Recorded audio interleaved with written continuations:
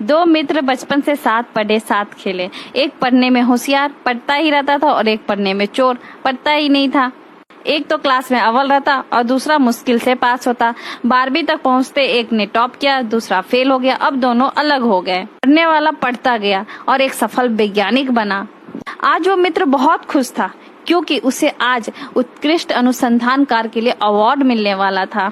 घर से निकलते समय अपने उस मित्र की उसे याद आ गई और वो सोचने लगा, पढ़ता नहीं था, कोई छोटा मोटा कार्य कर रहा होगा। अगर आज वो यहाँ होता तो मुझे इस मुकाम पर देखकर कितना खुश होता।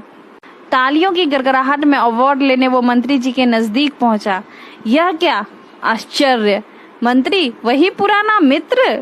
मंत्री पास बुलाकर कान में बोला, साले, जब मेरे ही आगे हाथ फैलाना था तो इतना पढ़ने की क्या जरूरत। दो मित्र बचपन से साथ पढ़े साथ खेले। एक पढ़ने में होशियार, पढ़ता ही रहता था, और एक पढ़ने में चोर, पढ़ता ही नहीं था। एक तो क्लास में अव्वल रहता और दूसरा मुश्किल से पास होता। 12वीं तक पहुंचते एक ने टॉप किया, दूसरा फेल हो गया। अब दोनों अलग हो गए। पढ़ने वाला पढ़ता गया और एक सफल वैज्ञानिक बना। आज वो मित्र बहुत खुश था, क्योंकि उसे आज उत्कृष्ट अनुसंधानकार के लिए अवार्ड मिलने वाला था।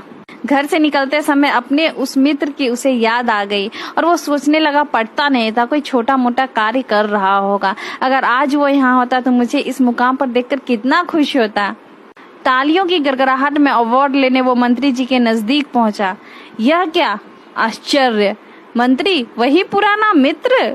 मंत्री पास बुलाकर कान में बोला, साले, जब मेरे ही आगे हाथ फैलाना था तो इतना पढ़ने की क्या जरूरत। दो मित्र मोड़ पे तुझे दर्द सताएगा और उसी दर्द का फायदा बिना चूके ये डर उठाएगा। तुझसे कहेगा कि तू आगे कुछ नहीं कर पाएगा, पर क्या वो लिख कर दे पाएगा कि तू हार जाएगा? डर से मत डर यार, कुछ अलग कर।